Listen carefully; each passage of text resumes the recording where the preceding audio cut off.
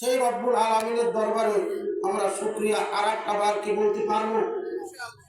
আরেকটা বার বলি আলহামদুলিল্লাহ।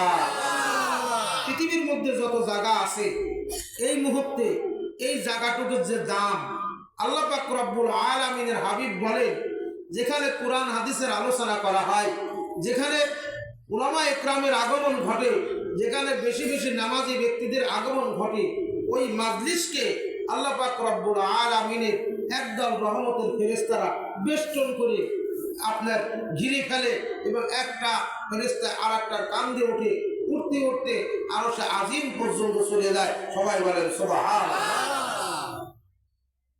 আর এই মাজলিসের দাম আছে না? আছে।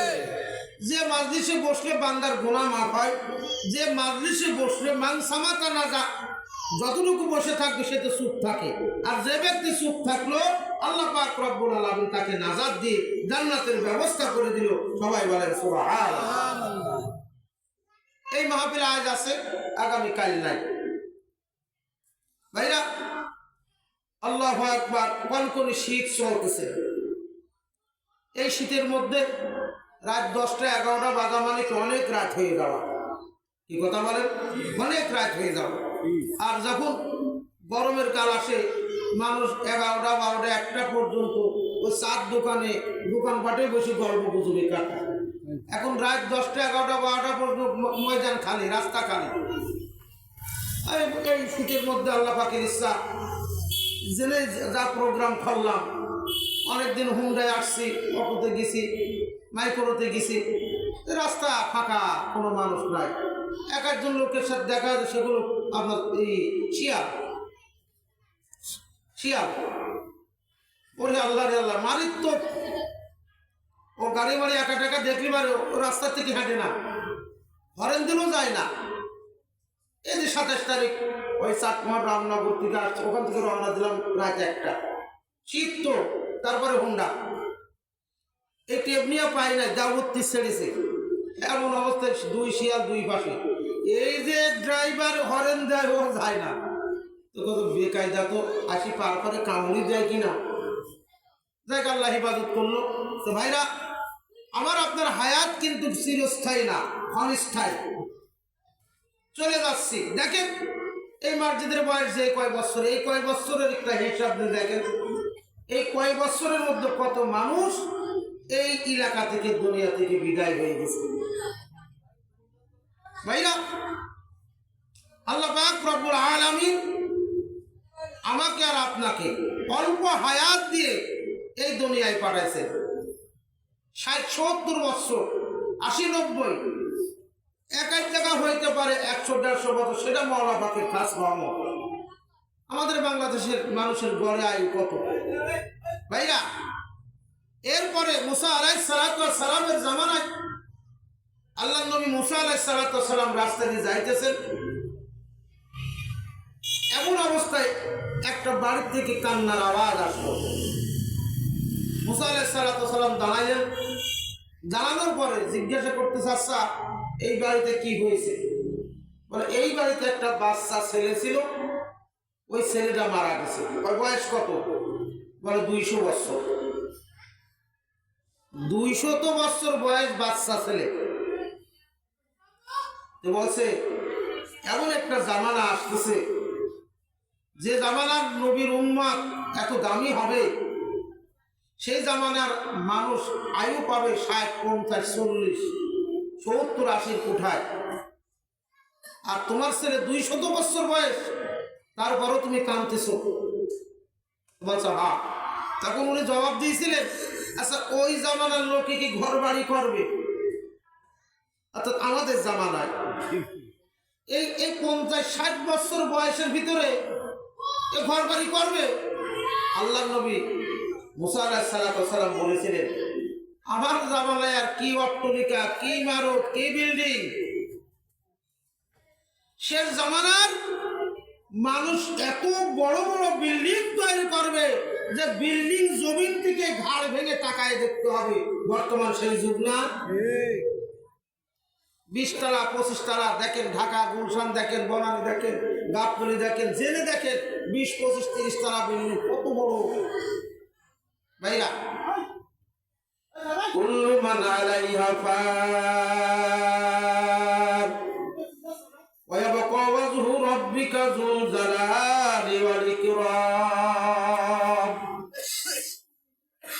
হে আল্লাহর বান্দারা, নবীর উম্মতেরা, মানুষের যতই কলা কৌশল থাকুক না কেন, আখিরি জামানার নবী মুহাম্মদুর রাসূলুল্লাহ সাল্লাল্লাহু আলাইহি ওয়াসাল্লামের উম্মত হওয়ার কারণে অন্য অন্য নবীদের উম্মতের চাইতে আমাদের অনেক অনেক গুণ আল্লাহ অনেকটা শীতল করেছে। বলেন সুবহানাল্লাহ। এক নাম্বার, আমাদের আদি পিতা হযরত আদম আলাইহিস সালাম, আদম আলাইহিস সালামের মতো যদি আমরা লম্বা হতাম,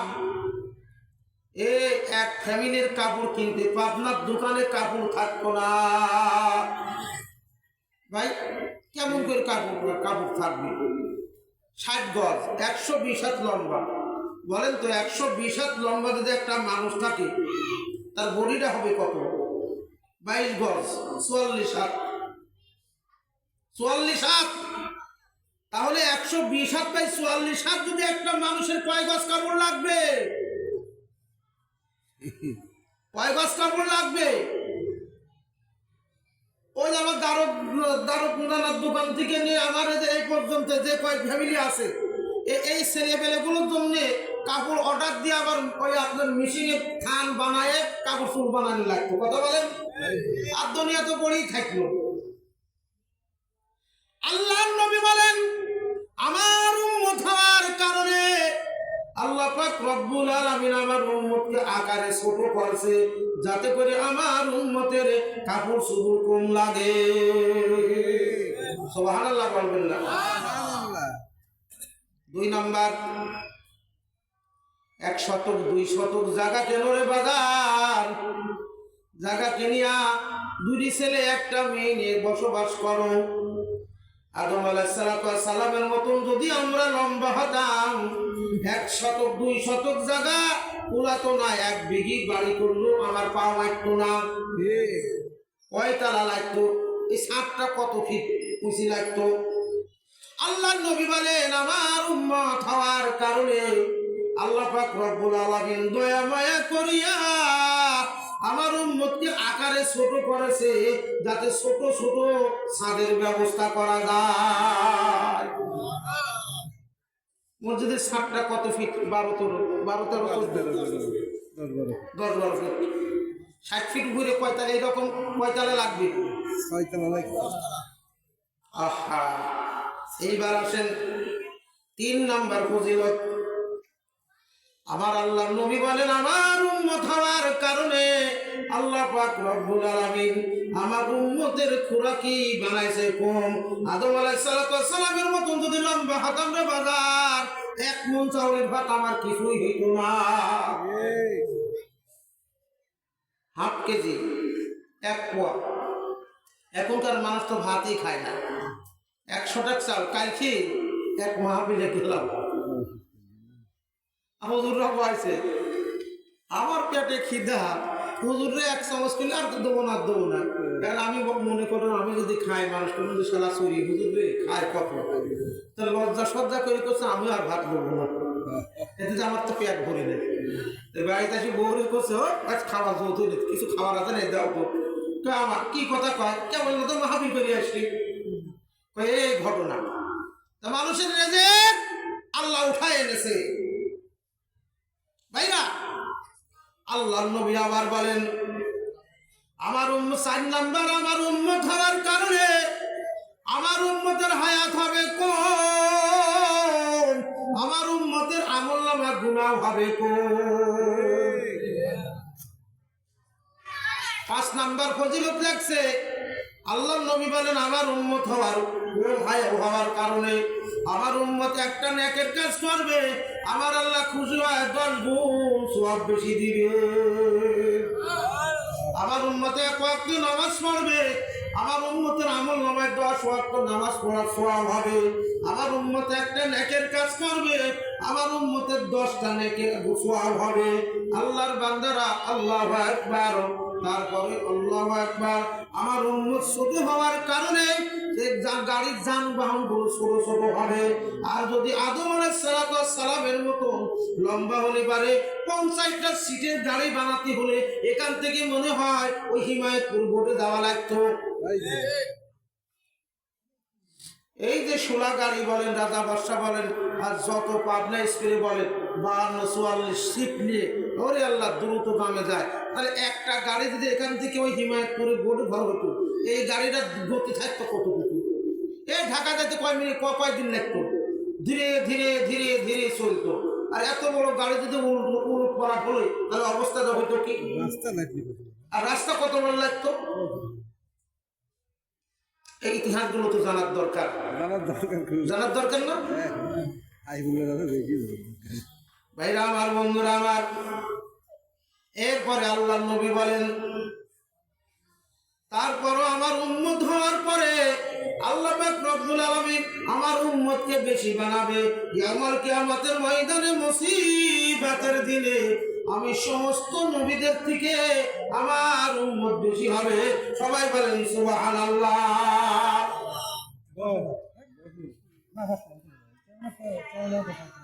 আল্লাহর বান্দারা,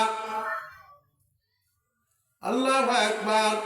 এই জন্য আল্লাহ নবী মুহাম্মদুর রাসূলুল্লাহ সাল্লাল্লাহু আলাইহি ওয়াসাল্লাম বলেন যে আমার উম্মত জান্নাতে না যাওয়া পর্যন্ত অন্য কোন নবীর উম্মত আগে জান্নাতে যাবে না।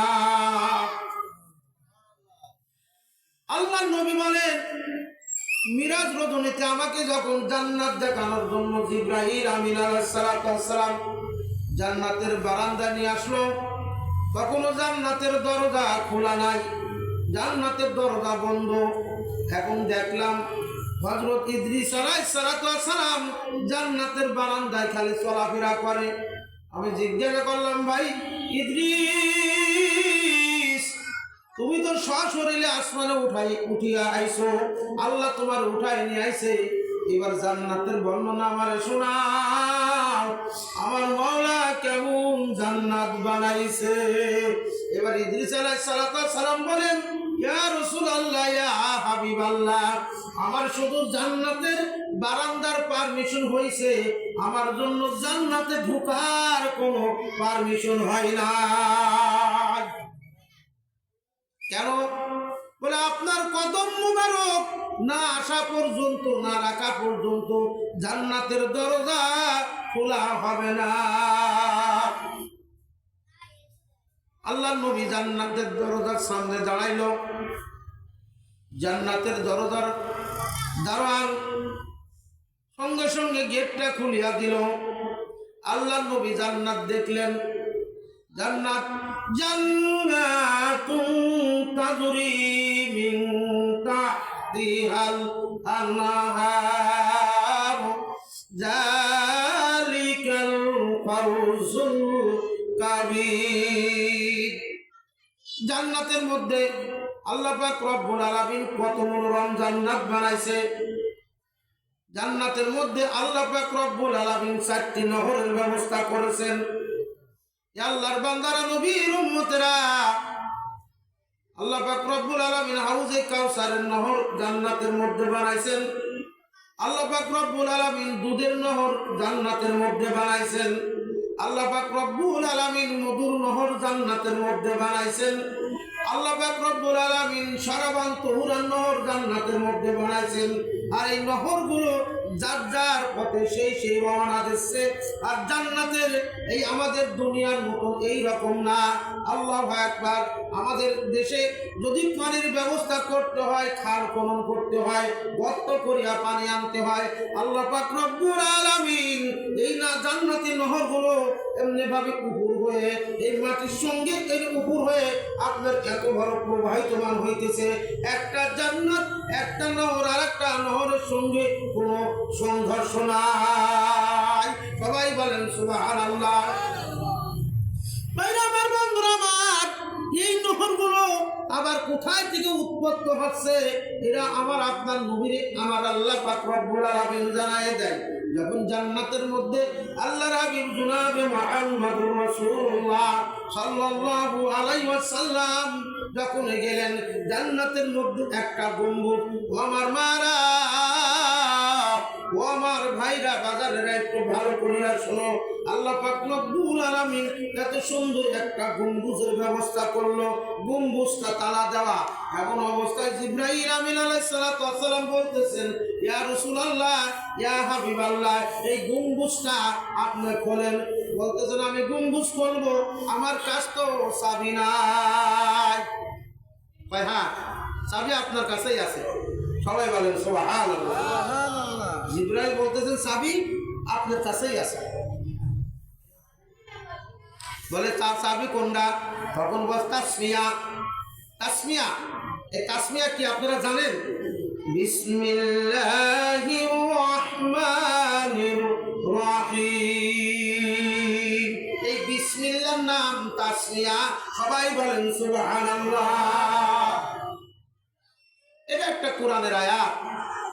বলে ইয়া রাসূলুল্লাহ, ইয়া হাবিবাল্লাহ, আপনি বিসমিল্লাহ বলে গম্বুজের উপরে হাত রাখেন। সবাই বলেন সুবহানাল্লাহ। আল্লাহর নবী বিসমিল্লাহ বলিয়া যখন গম্বুজের উপরে হাত রাখলো, গম্বুজটা একা একা আল্লাহর কুদরতি ভাবে তুলিয়া গেছে। বলেন সুবহানাল্লাহ। এইবার যে নহরগুলো জান্নাতের মধ্যে দিয়ে প্রবাহিত হইতেছে, এই নহরের গোড়া আল্লাহ পাক রব্বুল আলামিন এই বিসমিল্লাহর নকশা, এই বিসমিল্লাহির রহমানির রহিম, এই গম্বুজের মধ্যে সোনা সুন্দর করিয়া লেখা বাসিনজের বিষ, এই সিনের মাথা দিয়ে একটা নহর বাহির হইতেছে। সবাই বলেন সুবহানাল্লাহ। ইল্লাহ, আল্লাহ শব্দের নাম, আল্লাহ শব্দের কুটুনি থেকে আর একটা নহর বাহির হইতেছে। সবাই বলেন সুবহানাল্লাহ। এর রহমান, এই রহমান, এই মিমির কুটুনি দিয়ে আর একটা নহর প্রবাহিত হইতেছে। নির্রহিম, লাস্টের মিম দিয়ে আর একটা নহর প্রবাহিত হইয়া জান্নাতুন তাজরি মিন তাহতিহাল আনহার, এই জান্নাত প্রবাহিত হইতেছে। এই চারটি নহরের উৎপত্তি এই বিসমিল্লাহির রহমানির রহিম। আল্লাহর বান্দারা, নবীর উম্মতেরা, আল্লাহর নবী বারবার জিজ্ঞাসা করে, ও ভাই জিবরাইল, আমি জানতে চাই এই নহরের মালিক হইবে কারা? আল্লাহ কাদের জন্য এই নহর বানাইছে? আল্লাহ কাদের জন্য এই গম্বুজখানা বানাইছে? আল্লাহর ফেরেশতা জিবরাইল এবার বলিয়া দেয়, বলে ইয়া রাসূলুল্লাহ, ইয়া হাবিবাল্লাহ, আপনার উম্মতের মধ্যে একদল উম্মতরা যারা সব কাজ শুরু করবে, ভালো কাজগুলো বিসমিল্লাহির রহমানির রহিম করে শুরু করবে, এই বিসমিল্লাহ বেশি বেশি করে আমল করবে, আল্লাহ তাদের জন্য এই নিয়ামত দান করছে। বলেন সুবহানাল্লাহ। আমরা বিসমিল্লাহর উপরে আমল করতে রাজি আছি ইনশাআল্লাহ। আল্লাহর বান্দারা, আহা আল্লাহ, ভাইরা আমার, বন্ধুরা আমার, ও আমার মা বোনেরা, আজ আমি আর আপনি আমার আল্লাহ থেকে যত দূর চলে যাইতেছি, এই দুনিয়ার প্রতি এত বেশি বেশি গজব নাযিল হইতেছে। আজ দেখেন, শক্তির বলে সব কিছুই হয় না।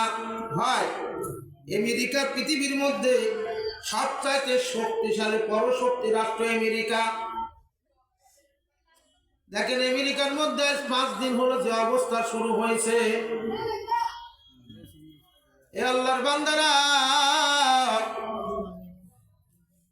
আরে আল্লাহ, কত লক্ষ লক্ষ মার্কিন মিলিয়ন ডলার যে হবে তার কোনো হিসাব নাই। কিভাবে আগুন জ্বলতেছে, আগুন নিভানো যাইতেছে না। আশ্চর্য বিষয়, এ মুসলমান, বড় বড় এই যে আপনার তারকাদের বাড়ি ছিল, আরে আল্লাহ একবার কোটি কোটি কোটি মার্কিন মিলিয়ন ডলার করে বাড়ি করছে, আজকে দেখাইলো আগুন লাগার আগের অবস্থার পরের অবস্থা। ওইখান থেকে তারা ঘোষণা দিছিল গাজাকে জাহান্নাম বানাবে, গাজার লোককে বাঁচায় রাখবে না, গাজা আগুন ধরা পড়ায় দিবে। আমার আল্লাহ বলেন, ইন্নামা আমরুহু ইযা আরাদা শাইআন ফায়াকুলা লাহু কুন ফায়াকুন।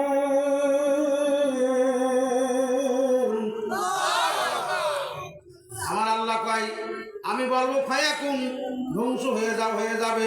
আমি আল্লাহ বলবো কুন, হও হয়ে যাবে। আমি আল্লাহর ইচ্ছা। আজকে তামাম দুনিয়ার বিশুদ্ধরা, আজ তামাম দুনিয়ার জ্ঞানী গুণীরা বলতেছে যে আল্লাহ পাক রব্বুল আলামিন এই গাজার অ্যাটম বোম ওই আমেরিকায়, ওই আপনার কি দিল দেখার নাম, ক্যালিফোর্নিয়া, ওইখানে আপনার ঢুকাইয়া দিয়েছে। ভাইরা আমার, বন্ধুরা আমার, আসমান দিয়ে হেলিকপ্টার উঠতেছে, কাজ হচ্ছে না। আজকের খবর পানি কমিয়ে যাচ্ছে, পানি নাই কিন্তু আগুন নিভতেছে না। আগুন এখন বর্তমান আগুনের রোগ নিউ ইয়র্কের দিকে রওনা হয়ে গেছে। ভাইরা আমার, বন্ধুরা আমার, হাজার হাজার হাজার একর সম্পত্তি শেয়ার, বিল্ডিং গুলো শেষ হইয়া গেছে। কিন্তু বড় আশ্চর্যের বিষয়, ওই আপনার ওইখানে একজন মুসলমানের বাড়ি ছিল। ওই বাড়িটা আল্লাহ পাক রব্বুল আলামিন কুরআন না, এটা মুসলমানের বাড়ি। এই গাজা 1000 মসজিদ ভেঙে শেষ করে দিল। ভাইরা আমার, বন্ধুরা আমার, কত মার্কিন ডলারের অস্ত্র এই গাজার মানুষকে মারার জন্য এই আমেরিকা দেশে, জো বাইডেন দেশে, ট্রাম্প বলতেছে এই আগুন জ্বলার হুটা হচ্ছে জো বাইডেন। এর দুই নেতার ভিতরে অনেক ঝগড়া লাগতেছে। আবার দেখেন ভাইরা আমার, বন্ধুরা আমার, আবার এদিকে ভূমিকম্প ঠেলা মারছে। আমেরিকায় একদিকে আগুন জ্বলতেছে আর একদিকে বরফ পড়তেছে। আল্লাহ ধরে ধরে না, ধরলে ছাড়ে না। ভাইরা, আল্লাহ আছে না? আছে। যাই হোক, আদম আলাইহিস সালামের মতন যদি আমরা বড় হতাম তো আমাদের সমস্যা বেশি হইতো। হ্যাঁ, এখনকার মা বাপ ভাত পায় না, আর আদম আলাইহিস সালামের মতন লম্বা হলে পেট হইতো কত বড়, ছেলেবেলে কি ভাত দিত? 100 টাকা চাউলের ভাত খায়, তাই ছেলেবেলে ভাত দেয় না। ওরে আল্লাহ রে আল্লাহ। এই জন্য আল্লাহ নবী মুহাম্মদুর রাসূলুল্লাহ সাল্লাল্লাহু আলাইহি সাল্লাম তিনি আমাদের কি শিক্ষা দিলেন? আল্লাহ নবী শিক্ষা দিলেন, তোমাকে আল্লাহ যে পর্যায়ে দিয়েছে, তোমার নিম্ন যে আছে তার দিকে তুমি তাকাও। তুমি যে খানা খাইতে পারবা না ওই খানার আশা করবা না। তুমি যে ঘরে শুইতে পারবা না ওই ঘরের ঘর দেওয়ার আশা করিও না। তোমাকে আল্লাহ কি দিয়েছে, তুমি কিভাবে আসো, তার নিম্নে তোমার সাথে নিচু যারা তার দিকে তাকাও, তাহলে তোমার ঈমান বাড়িয়া যাবে। জোরে বলেন সুবহানাল্লাহ। ভাইরা আমার, বন্ধুরা আমার, মসজিদ, এই মসজিদ এরা আল্লাহ পাক রব্বুল আলামিনের ইশারা না থাকলে সেখানে মসজিদ হতে পারে না। ইব্রাহিম আলাইহিস সালাম খানায়ে কাবা নির্মাণ করছে। ওয়াইজ ইয়ারফাউ ইব্রাহিমুল কাওয়াইদা মিনাল বাইতি ওয়া ইসমাঈল আলাইহিস সালাম যুগালি, আর ইব্রাহিম আলাইহিস সালাম রাজমিস্ত্রি। যে কায়দায় খানায়ে কাবা নির্মাণ হয়ে গেছে, উঁচু আর আপনার হাতের নাগালের বাহিরে চলে গেছে, ওখানে একটা পাথর, আল্লাহ ইশারায় পাথরের উপর ইসমাইল যখন উঠত, ওই পাথর আস্তে আস্তে শূন্য হয়ে যাইত। জোরে বলেন না সুবহানাল্লাহ। সেই পাথর আজও পর্যন্ত আছে, সুবহানাল্লাহ বলবেন না? যে পাথরের উপরে ইসমাইল আলাইহিস সালামের পায়ের ছাপ আজও আছে। আল্লাহর কুদরত। আর খানায়ে কাবার টুকরা, খানায়ে কাবার অংশ এই মসজিদ। মসজিদকে ভালোবাসা, এটা হচ্ছে ঈমানের অঙ্গ। কোন ব্যক্তি যদি মসজিদে ঢুকে এক নামাজ পড়ে আর এক নামাজের অপেক্ষা করে, ওই ব্যক্তির আমলনামায় পুরা সময় নামাজ পড়ার সওয়াব লেখা হবে। জোরে বলেন সুবহানাল্লাহ।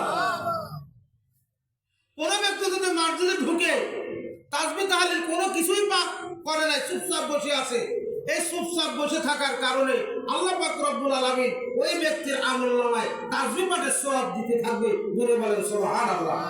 কোন ব্যক্তি যদি মহাব্বতের নজরে মসজিদের দিকে একটু তাকায় থাকার কারণে আল্লাহ তার চোখের গুনাহগুলো মাফ করে দেয়। জোরে বলেন সুবহানাল্লাহ।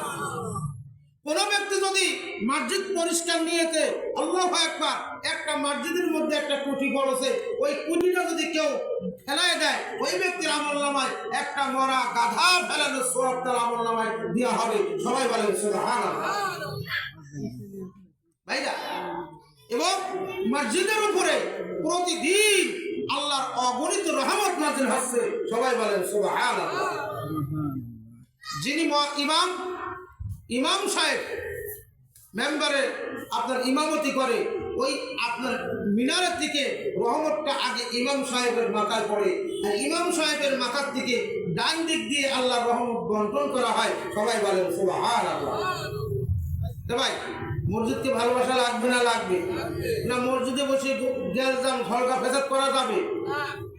এখন তো আমাদের দেশে তো প্রায় জায়গায় দেখা যায় মসজিদের জুম্মার নামাজের পরে কোটি টাকা নিয়ে হিসাব কিতাব নিয়ে ইমামের মুয়াজ্জিনের বেতন দেওয়া নিয়ে 1 মাস বেতন দেয়, 1 মাস দেয় না, একজন 10 টাকা দেয়, একজনের 9 মাস বাকি, এই নিয়ে অনেক ঝলকা ফেসাদ, একদম হাতাহাতি, এমনকি খুনাখুন হয়ে যায়। কথা বলেন ঠিক না বেঠিক? ভাইরা, এগুলো ভালো লক্ষণ না। মসজিদ আল্লাহর ঘর, মসজিদকে ভালোবাসা মানে আল্লাহকে ভালোবাসা। সবাই বলেন সুবহানাল্লাহ। ভাইরা আমার, বন্ধুরা আমার, আল্লাহর নবী মুহাম্মদুর রাসূলুল্লাহ সাল্লাল্লাহু আলাইহি ওয়াসাল্লাম যখন খানায়ে কাবা সারিয়া মদিনার দিকে রওনা দেয়, আল্লাহর নবী বারবার খানায়ে কাবার দিকে তাকায় আর চোখের পানি সারিয়া সারিয়া কান্দে আর বলো, ও খানায়ে কাবা, আমি তোমার খেদমত মন ভরে করতে পারলাম না। আল্লাহর বান্দারা, আল্লাহু আকবার, এরকম কত ইতিহাসও দেখা গেছে, কত ঘূর্ণিঝড় হয়েছে, টার্নিডো হয়েছে, সাইক্লোন হয়েছে। আল্লাহর বান্দারা বড় বড় বিল্ডিং বাড়ি ভাঙিয়া কসকস হইয়া গেছে। এই যে আমি সেই অঞ্চলে গিয়েছিলাম, সাতক্ষীরা কালীগঞ্জ থানা, কালিকাপুর মহিউত সুন্না নামক জায়গা, ওইখানে গিয়েছিলাম। যখন ওই আপনার নদী থেকে সিঁদুর যখন শুরু হইয়া গেল, ওই নদীতে প্রায় 300-350 মানুষ মাছ জালি ছিল, জেলে ছিল। এমন অবস্থায় সতর্ককরণ করা হইল, আপনারা কেউ নদীর মধ্যে থাকবেন না। এই জেলেগুলো কোথায় যাবে? আশেপাশে তো বারু নাই, সুন্দরবনের কাছে। আল্লাহর বান্দারা, সিঁদুর যখন শুরু হইয়া গেল, আপনারা মনে চেনেন তাল পাতা চেনেন? এই আপনার নারকেলের পাতার মতন লম্বা লম্বা এক প্রকার তাল পাতা। ওই যশোর, সাতক্ষীরা, কালীগঞ্জ, মহিষপুর, কোটচাঁদপুর, ঘুগরি, পান্তাপাড়া, পোড়া বাজার, ওইদিকে আল্লাহ আমাকে যখন এসে আমি তাল পাতার ঘর দেখেছি। যশোরেও আছে। আল্লাহু আকবার। ভাইরা, এই তাল পাতার ঘর আর বাঁশের খাম, 45 ফিট লম্বা সেই মসজিদটা, প্রায় 3-4 কাতার 4 চালা ঘর। এমন অবস্থায় জেলেগুলো যখন তাল পাতার মসজিদে যখন উঠলো, কিছুই দেখা যায় না, খালি ধোঁয়ার ধোঁয়া, ধোঁয়ার ধোঁয়া। কিছুক্ষণ পর পর বিদ্যুৎ চমকাচ্ছে, অনেক জোরে জোরে আওয়াজ হইতেছে। এই আল্লাহর বান্দারা মসজিদের মধ্যে ঢুকে কি করবে? আমার মাওলা পাকের জিকির শুরু করিয়া দিয়েছে। লা ইলাহা, জোরে, লা ইলাহা ইল্লাল্লাহ, লা ইলাহা ইল্লাল্লাহ, লা ইলাহা ইল্লাল্লাহ, লা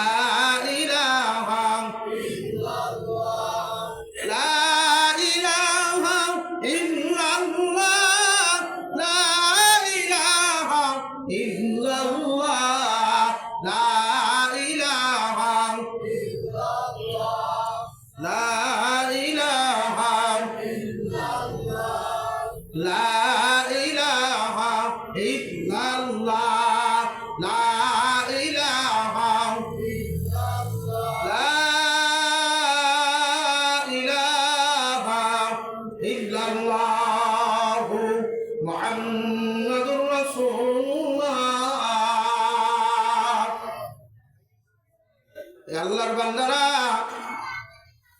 4 ঘন্টার সময় এইরকম ঝড় বৃষ্টি, এরপরে যখন বন্ধ হইয়া গেল, আল্লাহর বান্দারা আশেপাশে একতলা বিল্ডিং ছিল, ওয়াল করা ছিল, আধা পাকা ছিল, বড় বড় গাছ ছিল, গাছও নাই, আধা পাকা বিল্ডিংও নাই, কিছুই নাই।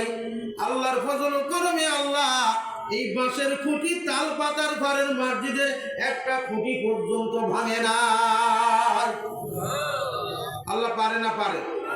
আল্লাহর ক্ষমতা আছে না আছে? আল্লাহ সবকিছু করতে পারে, কিন্তু আমাদের ঈমান তো আল্লাহ দেখতেছে। তোমরা মুসলমান, দেখেন না সৌদির অবস্থা দেখেন, মক্কা মদিনা খবর নিয়ে দেখেন, এই 2-3 দিন আগে দেখেন কি হইল, যে বন্যাটা হয়েছে ওরা কল্পনা করতে পারে নাই। মক্কা ঘরের মধ্যে পানি চলে গেছে, মদিনা শরীফের মধ্যে পানি চলে গেছে, আপনার রাস্তাঘাট গুলো পানি পানি, মাথা পানি, গাড়ি চালাতে পারতেছে না। এটা আল্লাহর একমাত্র আল্লাহর গজব। জোরে বলেন কথা ঠিক না বেঠিক? এদিক গাঁজাকে মারি শেষ করে দেয়, আর ও কি করে? মিশর কি করে? কাতার কি করে? হ্যাঁ, এই দিচ্ছে দিচ্ছে দিচ্ছে, এই তো এই তো এই তো সৌদি আরবদেরকে আল্লাহ যা দান করেছিলেন, আজ ওরা যদি সত্য, আজ পৃথিবীর মধ্যে কোন রাষ্ট্রের মানুষেরা খাদ্য নষ্ট করে, গোটা দুনিয়ার মধ্যে সৌদির নামটা আগে উঠেছে। গড়ে গড়ে গড়ে একটা মানুষ প্রতিদিন গড়ে 180 কেজি খাদ্য নষ্ট করতেছে। আর উসমান রাদিয়াল্লাহু তাআলা আনহুর কি নিয়ম ছিল? উসমান রাদিয়াল্লাহু তাআলা ধনী হয়, ধনী ধনী ধনী, গরিব হয় না। বলে আমি তো গরিব হই নাই। কারণ কি? হ্যাঁ, গরিব হইতে পারো, তুমি উঠের উপরে সাবার হয়ে খানা খাইবা। উঠ চলাইতেছে, খাইতেছে, একটু পড়ে গেছে, তৎক্ষণাৎ উঠ বন্ধ করে ওই খাদ্যটা উঠায় আবার সুন্দর পরিষ্কার করে বিসমিল্লাহ বলে খাইছে, আল্লাহ আরো বরকত দিয়েছে। জোরে বলেন সুবহানাল্লাহ। আল্লাহ রাসূল বলেন, তুমি খানা খাইতেছো, খানা যদি পড়ে যায় ওই খানাটা উঠায় ভক্তির সাথে করে খাও, ওটার ভিতরে আল্লাহর রহমত থাকতে পারে, ওই খানার মধ্যে আল্লাহর বরকত থাকতে পারে। কথা বলেন ঠিক না বেঠিক? ইন্নাল মুবাজ্জিরিনা কানু ইখওয়ানিশ শাইতান, আর নিশ্চয় অপব্যয়কারী শয়তানের ভাই। আল্লাহ আজকে তোমাকে এত তেল দিয়েছে, আর তোমার আনন্দ ফুর্তি করার জন্য যেতে হয় আমেরিকায়। কথা বলেন।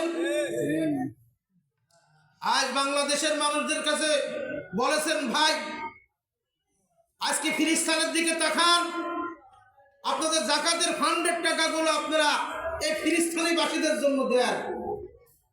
আজ খানার অভাবে আজকে তারা কি অবস্থা করতেছেন। ভাইরা, এক মুসলমান আর এক মুসলমানের উপরে একটু দরদ থাকার দরকার। কথা বলেন ঠিক না বেঠিক? যাই হোক ভাই বাবু, দোস্ত বুজুর্গ, আল্লাহ মার্জিদকে কিছু করে নাই। দেখা গেল কত মানুষ মারা গেছে, কত কিছু হয়ে গেছে, কিন্তু মসজিদই আছে। ইয়াউমাল কিয়ামতের ময়দানে ভাইরা, সমস্ত পৃথিবীর মধ্যে যত মসজিদ আছে, এই মসজিদগুলো হবে বগি, আর খানায় কাবা হবে ইঞ্জিল। সবাই বলেন সুবহানাল্লাহ। ইঞ্জিলের পিছে এই আপনার বগিগুলো যাবে। বগির প্যাসেঞ্জার হবে কারা? যারা নামাজ পড়ে না তারা, যারা সুদ খায় তারা, যারা ঘুষ খায় তারা, যারা সমাজের ভিতরে হট্টগোল মারামারি করে তারা। সম্ভব না। যারা মসজিদ আবাদ করেছেন, যারা মসজিদ আবাদ করেছেন, যাদের অন্তরের ভিতরে মসজিদের মহব্বত আছে, যেখানে যায় সিজদা দিয়ে আল্লাহকে ডাকেছেন, আল্লাহর কাছে নিজের গুনার জন্য কাঁদেছেন। ভাইরা, এই জন্য মসজিদকে ভালোবাসতে হবে। আর আল মুয়াজ্জিনুনা আকওয়াল লিন-নাস ইয়াউমাল কিয়ামাহ, ইয়াউমাল কিয়ামতের ময়দানে যত হাসরের মাঠে যত মানুষ হবে, সমস্ত মানুষের মাথার আঘাত উপরে মুয়াজ্জিনের মাথা থাকবে। সবাই বলেন সুবহানাল্লাহ। আল্লাহ মুয়াজ্জিনকে এত ফজিলত দিয়েছে। বিলাল রাদিয়াল্লাহু তাআলা আনহু প্রথম মুয়াজ্জিন। বিলাল রাদিয়াল্লাহু তাআলা আনহু আফ্রিকার মানুষ, কালো মানুষ, কাপড় চোপড় নাই, বংশের গৌরব নাই, শিক্ষাগত যোগ্যতা নাই। আল্লাহ পাক রব্বুল আলামিনের হাবিব জনাবে মুহাম্মদুর রাসূলুল্লাহ সাল্লাল্লাহু আলাইহি ওয়াসাল্লাম তাকে মুয়াজ্জিন নিযুক্ত করলেন, আযান দাও। কত সুললিত কণ্ঠে আযান দেয়। কিছু হিংসু তৎকালীন যুগেও ছিল। বিলালের কথা, বিলাল উবাই বিন খালবের গোলাম ছিলেন, কাট্টা কাফেরের গোলাম ছিলেন। বিলাল একজন গোলাম হয়ে জান্নাতের সার্টিফিকেট পেয়ে গেলেন। জোরে বলেন সুবহানাল্লাহ। বিলালের উপরে যে নির্যাতন চালানো হয়েছে, যে কষ্ট দেওয়া হয়েছে, 1 কোটি ভাগের 1 ভাগ কষ্ট আমাদেরকে কেউ দেয় নাই। ভাইরা আমার, বন্ধুরা আমার, বিলাল মসজিদের খাদেম। মুসলিম শরীফের হাদিসের মধ্যে আল্লাহ রসুল বিলালের ফজিলত বলতেছেন, তোমরা কি জানো আমার বিলালের ফজিলত? বলে ইয়া রাসূলুল্লাহ, ইয়া হাবিবাল্লাহ, আল্লাহ এবং আল্লাহ রসুলই ভালো জানেন। আল্লাহর নবী বলে, আমার সাহাবীরা শোনো, কিয়ামতের ময়দানে আমি রাসূল যে উটের উপরে সাওয়ার হয়ে জান্নাতে যাব, ওই উটের রশি থাকবে আমার বিলালের হাতে। বিলাল আগে জান্নাতের দরজায় দাঁড়াবে, তারপরে আমি নামবো। আল্লাহর বান্দারা, নবীর উম্মতেরা, বিলাল আযান দেয়। বিলালের আযানের আওয়াজ বাইতুল মামুরে চলিয়া যায়। तमाम दुनियार केबला खानाए काबा আর আসমান ওয়ালাদের কেবলা হইতেছে বাইতুল মামুর। আর বাইতুল মামুরটা খানায়ে কাবার সোজাসুজি আছে। 6 নাম্বার আসমানের খানায়ে বাইতুল মামুর। আর বাইতুল মামুরের সঙ্গে একটা জান্নাত লটকানো আছে। ওই জান্নাতের নাম জান্নাতুল মাওয়া। সবাই বলেন সুবহানাল্লাহ। বিলাল আযান দাও। বিলালের আযান যখন হইতো, আরে মক্কার মধ্যে, মদিনার মধ্যে তামাম মানুষের কলিজারা ঠান্ডা হয়ে যাইতো। এ আল্লাহর বান্দারা, এমন অবস্থায় কিছু হিংসুক মানুষ বলল, ইয়া রাসূলুল্লাহ, ইয়া হাবিবাল্লাহ, যে মসজিদের ইমাম আপনি, ওই মসজিদের মুয়াজ্জিন একজন ভালো সহি কারি সাহেব হওয়ার দরকার। আমার বন্ধুরা আমার, আল্লাহর নবী জানে কার ভিতরে কতটুকু তাকওয়া, আল্লাহর নবী ভালো জানেন, সাধারণ মানুষ জানে না। এমন অবস্থায় বিলালের ডাক দেয়, বিলাল, আগামী ফজরের থেকে তুমি আর আযান দিবা না। নতুন মুয়াজ্জিন চাবি নিল, কি না আনন্দ! রাসূল যে মসজিদের ইমাম, দুজানের বাদশাহ যে মসজিদের ইমাম। আল্লাহর বান্দারা, নবীর উম্মতেরা, এমন অবস্থায় বিলাল আর বাড়িতে যায় না। বিলালের খাওয়াও নাই, ঘুমও নাই, সারা রাত মাহবুদের দরবারে সিজদা দিয়া কান্দে আর বলে, মালিক রে, আমি কোন অপরাধ করলাম? আমি তোমার নবীর সঙ্গে আমার কি বিয়াদবি হইল, যে বিয়াদবির কারণে আমি মসজিদে নবীর মুয়াজ্জিন থেকে মাহরুম হয়ে গেলাম। আল্লাহ, তুমি আমারে মাফ করো। আল্লাহ, তুমি আমারে মাফ করিয়া দাও। বিলাল কান্দে। এ আল্লাহর বান্দারা, এ অন্তরের জিনিস তো মানুষকে দেখানো যায় না, দেখাও সম্ভব না। এ আল্লাহর বান্দারা, নবীর উম্মতেরা, বিলাল কালো কুসকুসি মানুষ। বিলাল যে এত কালো ছিল, বিলালের হাতের তালি পর্যন্ত কুসকুসি কালো। এ আল্লাহর বান্দারা, আমাদের দেশে মানুষ যতই কালো হোক না কেন, তার হাত পায়ের তালু কিন্তু কালো হয় না। আল্লাহ বিলালের ঠোঁটটা কেমন যেন বেসরানো। আল্লাহু আকবার। আমার আল্লাহ যারে কবুল করে তার বিরুদ্ধে করিয়া কোনো লাভ নাই। এ আল্লাহর বান্দারা, নবীর উম্মতেরা, ও আমার পদ্মালের মা ও বোনেরা, আর দেখতে না দেখতে আমার আপনার হায়াত কোথায় গেল। যখন আমি আপনাদের এই মসজিদে এসেছিলাম আমার একটা দাড়ু কিন্তু কাঁচা ছিল, পাকা ছিল না।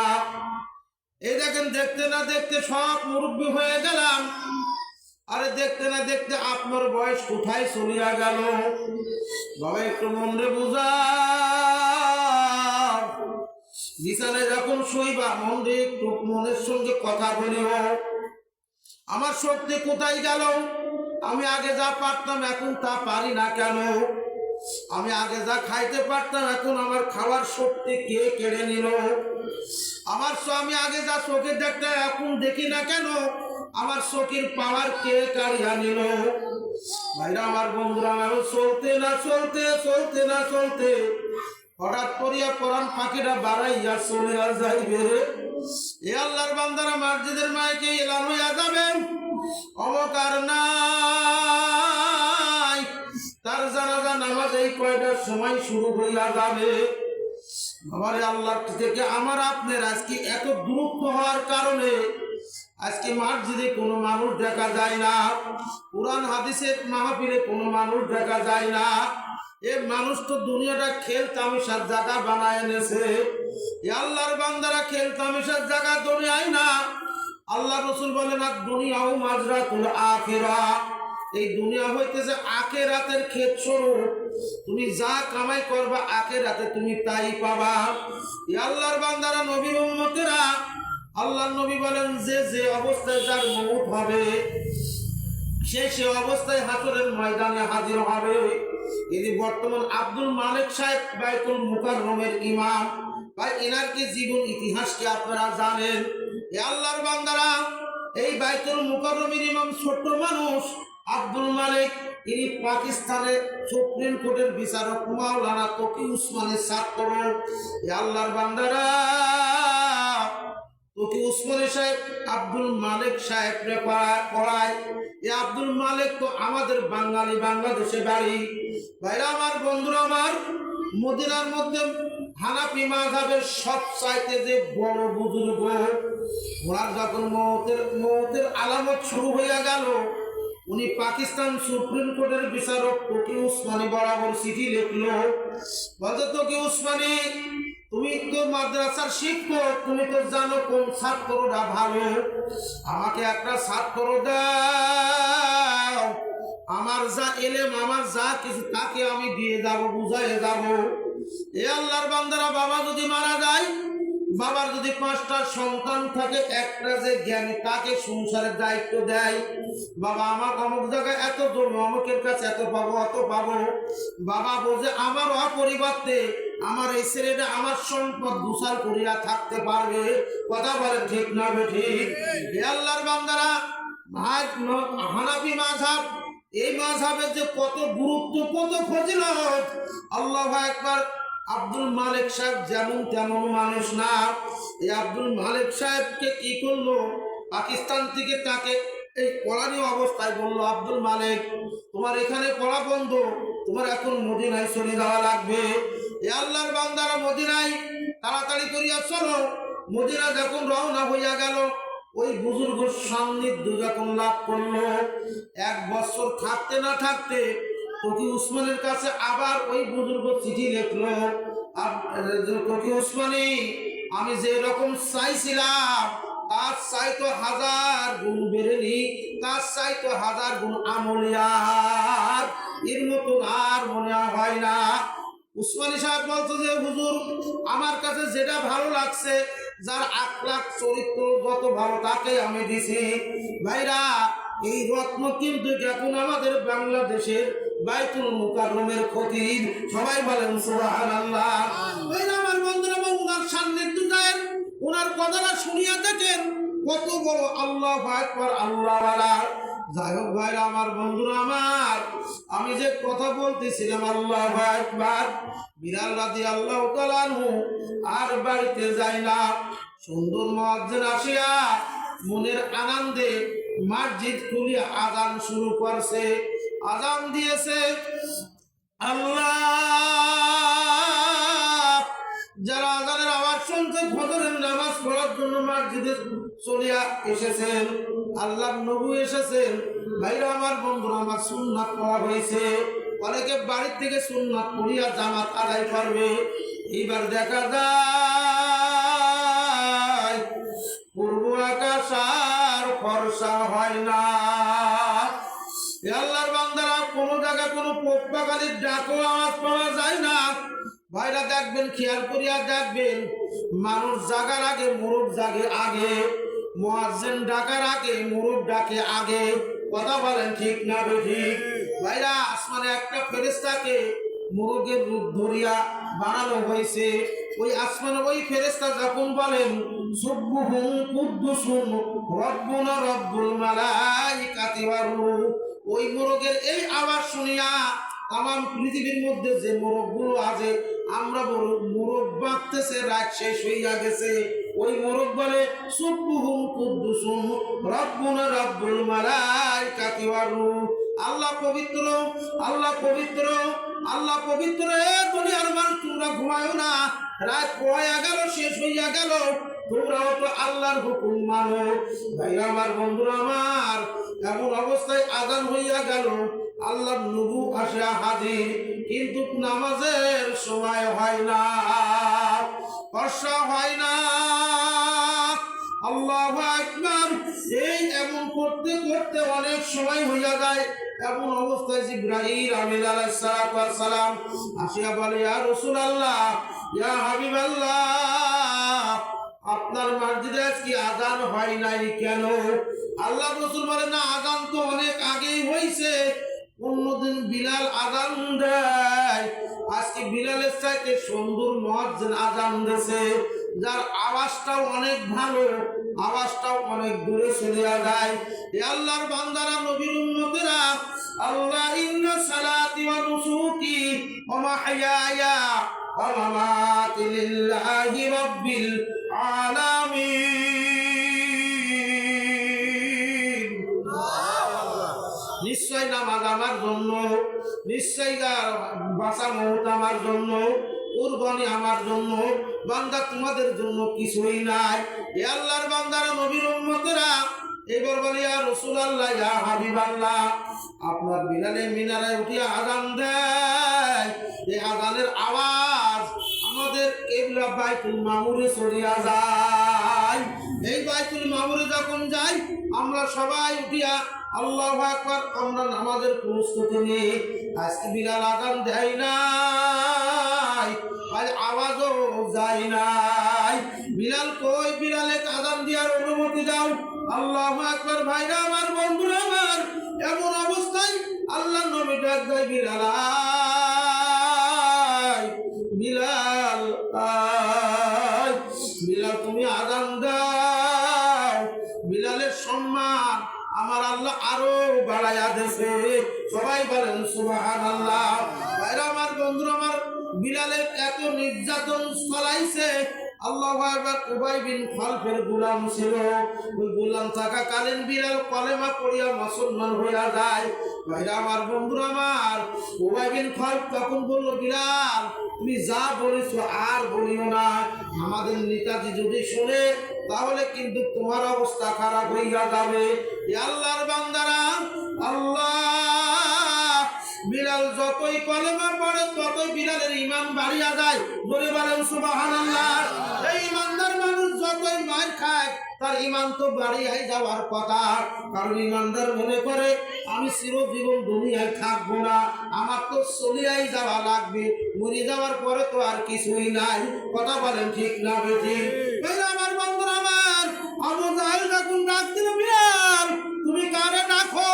বিলাল জবাব দেয়, আমি আমার ওই মালিককে ডাকি, যে মালিক তোমারে বানাইছে, আমারে বানাইছে, যে মালিক আসমান জমিন বানাইছে, আমি ওই মালিকের গোলাম, আমি ওই মালিক রে ডাকি। সবাই বলেন সুবহানাল্লাহ। ভাইরা আমার, বন্ধুরা আমার, কি নির্যাতন শুরু হইয়া গেল। এ বিলালকে মরুভূমির প্রান্তরে নিয়ে যাওয়া হইল। আল্লাহ, এ চাবুক নিয়ে যাওয়া হইল। আর বলা হইল যতক্ষণ পর্যন্ত বিলাল এই কলেমা না ছাড়বে এতক্ষণ পর্যন্ত চাবুক মারা শুরু করবা, বন্ধ করবা না। আল্লাহু আকবার। বিলাল মানুষ ছিল কালো, চাবুকের আঘাত খায়া রক্তের জন্য বিলাল হয়ে গেছে লাল, চামড়াগুলো উঠিয়া গেছে। বিলালকে গাছের সঙ্গে হাত দিয়ে বান্ধিয়া রাখছে। যে যায় কেউ লাত্তি মারে, কেউ বা চুল ধরিয়া টান মারে। আল্লাহ, এ বাবা, আজকে আমার আপনার কষ্টও নাই। আমার নবী, আপনার নবী যখন সিজদা দিয়েছে খানায়ে কাবার সামনে, এই কাপে উতবা সাহেব, আবু জেহেল, আবু লাহাব, এই চারজন আমার নবীর মাথার উপরে উটের কষা ভুঁড়ি পর্যন্ত চাপায় দিয়েছে। এত কষ্ট, তারপরও কিন্তু ইসলাম ছাড়ে নাই। এ ভাইরা, আজকে আমার একটু জ্বর আসলে, আজকে যদি আমার একটু পেটের বেদনা হয়, আর হুকুম, আল্লাহর হুকুম ভালো লাগে না। বাবার না না, আমার আল্লাহরে বেজার করিয়া কবরে যাওয়া যাবে না। তাম দুনিয়ার মানুষ যদি বেজার হয়ে যায় কোনো সমস্যা নাই, আল্লাহ যদি আমার রাজি থাকে আমি কিন্তু কামিয়াবি। কথা বলেন ঠিক না ঠিক? ভাইরা আমার, বন্ধুরা আমার, এই দেখেন আমাদের প্রধানমন্ত্রী, তার লক্ষ লক্ষ না কোটি কোটি ভক্ত ছিল। কোটি কোটি ভক্ত তারে ভালোবাসছে, কিন্তু আল্লাহ ভালোবাসে নাই, যার কারণে সে সম্মান নিয়ে আমাদের দেশে আর থাকতে পারে না। কথা বলে না, কথা বলে না। কারণ এটা আমি উদাহরণ দিচ্ছি, তাম দুনিয়ার লোক যদি আমাকে ভালোবাসে, আল্লাহ যদি আমাকে ভালো না বাসে, তাহলে আমার এই দুনিয়ায় থাকার অধিকার নাই। আল্লাহ বলেন, রান্না করিস তুমি, আমি যদি তাওফিক না করি এই রান্নার বস্তু তোমার ভাগ্য জুটবে না। কথা বলেন। আমাদের প্রধানমন্ত্রী কত সুন্দর মুরগির রোস্ট খাদ্য, কিন্তু বরাত হয় নাই খাওয়া। একজন বড় মাছ নিয়ে আসে, আনার পরে মা মাছ কোটে, আর ওই ছেলে কয়ে, মা কি রে, সেই মাথাটা আজকে আমি খাবো, খাসি নেক। এই এই যে খাসি নেক, এই মাথা রান্না পর্যন্ত বাড়বে, এ মা এই মাথাটা আমি খাবো না। মার শুনতে শুনতে হয়ে গেছে রাত, ওই মাথা তুলে মুখের পর মারছে আলো। যাই রে গুলাম, তুই খাওয়া খাওয়া করিস, খাই মরে। ও ভাই, সত্যি মরে গেছে, রেজেক নাই, রেজেক নাই। দেখেন, আপনি এমন একটা দিন এক জায়গা গেছেন, আপনাকে খাওয়ার জন্য কত সুসংবাদ করতে, ভাই বসেন, নানা বসেন, বসেন খান, না না আমার সময় নিয়ে খাবো না। সেই দিন আর আপনার কেস মধ্যে খাওয়াই ঘটে না। কথা কয় না, কথা কয়, কারণ রেজেক নাই। আবার এমন এক জায়গায় গেছেন, আপনি কল্পনাও করেন নাই যে আমি ওই বাড়ি যাবো। বাড়িতে গেছেন, দেখলেন কত বড় রুই মাছ, গরুর গোস্ত, ভাই আইছেন, আলহামদুলিল্লাহ, বসেন বসেন, আপনাকে খাওয়া। ওই রেজেক আল্লাহ আপনার ওখানে রেখেছে। সবাই বলেন সুবহানাল্লাহ। ইনদা রাব্বিহিম মাগফিরাতু ওয়া রিজকুন কারীম। জোরে জোরে বলেন সুবহানাল্লাহ। রেজেকের মালিক কে? আল্লাহ। রান্না করলে কি খাওয়া যায় যদি বরাতে না থাকে? এত সুন্দর বাড়ি করে যদি আমার ভাগ্য না থাকে বাড়িতে থাকার, এক রাত ছুটি মারলাম না, হবে না। ভাইরা আমার, বন্ধুরা আমার, বিলাল এত কষ্ট করেছেন, আল্লাহ নবী কষ্ট করেছেন। আবু হুরায়রা এই মসজিদে নববীতে আরে খোদার যন্ত্রণায় চিঠায় শুয়ে পড়েছেন। ওমর চলে গেছেন, উসমান চলে গেছেন, আলী চলে গেছেন, মানে মির্গির রোগ হয়েছে, মির্গির রোগ হয়েছে, খোদার তাড়নায় চিত করে পড়েছে। সে আবু হুরায়রার থেকে ৭,০০০-এর মধ্যে হাদিস নেওয়া। ধরে বলেন সুবহানাল্লাহ। আবু হুরায়রার পা ছিল ছোট ছোট। আল্লাহ নবী বলেন, আমার আবু হুরায়রা জান্নাতের মধ্যে যাবে, জান্নাতের মধ্যে যাওয়ার পরে আমার আবু হুরায়রার পাও লম্বা হয়ে যাবে। ধরে বলেন সুবহানাল্লাহ। আর যারা জান্নাতি হবে তারা কয়েকজন নবীর সিফত, কয়েকজন নবীর গুণ তাদের মধ্যে থাকবে। ধরে বলেন সুবহানাল্লাহ। এক নাম্বার, যারা জান্নাতি হবে তারা আদম আলাইহিস সালামের মতো লম্বা হবে। সুবহানাল্লাহ বলবেন না? যারা জান্নাতি হবে তারা আইয়ুব আলাইহিস সালামের মতো ধৈর্যশীল হবে। আইয়ুব আলাইহিস সালামের ধৈর্যটা কেমন ছিল? বাদশাহী গেল, সম্পদ গেল, বিবি গেল, ছেলে গেল, তাকে দেশে থেকে বাহির করে দিল, কুষ্ঠরোগ হয়ে গেল, ঝুবুড়ি নিয়ে থাকি কি এটা আপনারা জানেন ভাইরা? 1 বছর না 2 বছর না, দীর্ঘ 18টা বছর আইয়ুব আলাইহিস সালাম সেদিনই কাঁদছে যেদিন আইয়ুব আলাইহিস সালামের জিহিবায় পোকা লেগে গেছে। যেদিন জিহিবায় পোকা লেগে গেছে সেদিন আইয়ুব আলাইহিস সালাম কাঁদছে, আল্লাহ আমার গায়ে পোকা লেগেছিল, আমি তোমাকে ডাকতাম, আমি এই ব্যথা বেদনা ভুলে যেতাম, আজ আমার জিহ্বায় পোকা লেগে গেল, আল্লাহ আমি আর তোমাকে ডাকতে পারবো না আল্লাহ। এই আফসোসে আইয়ুব আলাইহিস সালাম কাঁদছে, এই চোখের পানি আল্লাহর দরবারে কবুল হয়ে গেছে। আর আল্লাহ পাক রব্বুল আলামিন জিবরাইল বলছে ওখানে একটা তোমার পাখা দিয়ে একটা আঘাত করো, ঝর্ণা বাড়িছে। আইয়ুব আলাইহিস সালামকে আল্লাহ বলছেন তুমি এই পানি দিয়ে গোসল করো। ওই পানি দিয়ে গোসল করার সঙ্গে সঙ্গে আইয়ুব আলাইহিস সালামের 18 বছরের রোগ ভালো হয়ে গেছে। জোরে বলেন সুবহানাল্লাহ। সেই ঝর্ণা আজও আছে, ওই দেশে ওই ঝর্ণা আজও আছে, সেটাকে বলা হয় আইয়ুব ঝর্ণা।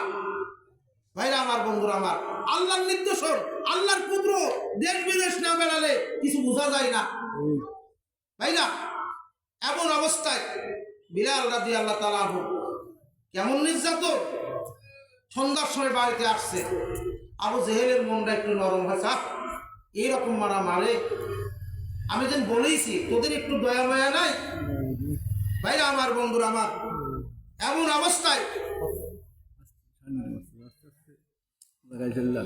ভাইরা, এমন অবস্থায় আইয়ুব আলাইহিস সালাম বিলাল রাদিয়াল্লাহু তাআলা আনহু যাতে করে কলেমা পড়তে না পারে, বিলালের জিহ্বায় 3টা খেজুরের কাঁটা বিধি দেওয়া হয়েছে। যেমন আজকে আপনারা দেখেছেন কি না, 2 দিন আগেকার খবর, ভারতের মধ্যে একজন মুসলিম মহিলা গরুর গোশত খাওয়ার কারণে হিন্দুত্ববাদী ইনারা কি করেছে দেখেছেন, ওই বুনের মুখটা কয়েকটি শিরায় ফেলে দিয়েছে যাতে করে আর গোশত খাইতে না পারে।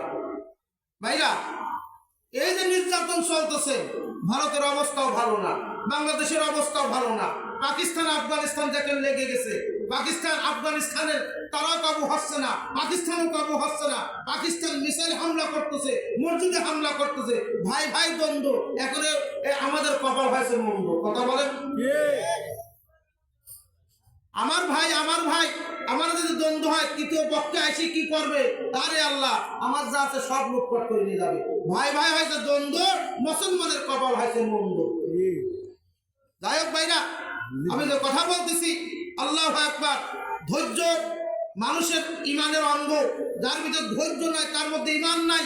ভাইরা আমার, বন্ধুরা আমার, এমন অবস্থায় বিলাল রাদিয়াল্লাহু তাআলা জিহ্বায় খেজুরের কাঁটা পর্যন্ত বিদায় গেছে। তারপর অনেক অনেক অনেক ভাইরা, আল্লাহু আকবার, যখন মক্কা বিজয় হলো, আল্লাহর নবী 10,000 সাহাবীদেরকে নিয়ে যখন মক্কার দিকে রওনা হলো, সব মানুষেরা বলতেছেন আজ আর আমাদের রেহাই নাই, এইবার মসজিদে খানায় কাবার মুয়াজ্জিন কে হবে? নির্বাচন চলতেছেন। ভাইরা আমার, বন্ধুরা আমার, আবু বকর চিন্তা করলেন আমি রাসূলকে বেশি ভালোবাসি, মুয়াজ্জিনের দায়িত্ব মনে আমার উপরে আসবে। ওমর বলে আমি অনেক কিছু করেছি, আমার উপরে মনে দায়িত্ব আসবে। ওসমান বলে আমার উপরে, আলী বলে আমার উপরে। এইবার আল্লাহর নবী ফয়সালা এখনো দেয় নাই। এমন করতে করতে আল্লাহু আকবার, খানায়ে কাবার মুয়াজ্জিনের দায়িত্ব বিলালের উপরেই অর্পণ করা হলো। সবাই বলেন সুবহানাল্লাহ। এই সেই মসজিদ, যদি পারেন, যে যখন সময় পারেন একাদক্ত আযান দিবেন। আপনার আযানে যত মানুষ নামাজ পড়তে আসবে এই পরিমাণ সওয়াব আল্লাহ আপনার আমলনামায় দিবে। জোরে বলেন সুবহানাল্লাহ। লজ্জা করেন না, আযান দিয়ে ইকামত দিয়ে, এটা ভালো কাজ। যাই হোক ভাইরা আমার, বন্ধুরা আমার, আল্লাহু আকবার। আমার বড় ভাই আলহাজ দেলোয়ার হোসেন আনসারী সাহেব এসে গেছেন। আল্লাহর বান্দারা, মসজিদের জন্য আল্লাহু আকবার, মা নাই বাবা নাই, আর মা বাবার কুহুগুলো চাতক পাখির মতো এইখানে আল্লাহু আকবার আমার আপনার মুখের দিকে চায় রয়েছে। বাবা আমি তোমাদের জন্য দুনিয়ায় কি না করেছি বাবা। আমি তোমাদের কান্দে লইয়া কত কষ্ট করে খাওয়াইছি বাবা। আমি শীতের সময় নিজে জুতা না পরিয়া তোমাদেরকে পড়াইছি বাবা। আজ কবর নামক জেলখানায় বড় বিপদে আছি বাবা। তোমরা একটু দান করো, তোমরা আমাদের জন্য দোয়া করো বাবা। তোমরা আমাদের জন্য একটু সোয়াব পাঠায় দাও। আল্লাহর বান্দারা, নবীর উম্মতরা, রাত গভীর হয়ে যাইতেছে। আল্লাহু আকবার। 9:30টার উপরে বেজে গেছে। আসেন কোন আল্লাহর বান্দা, আমি আপনাদের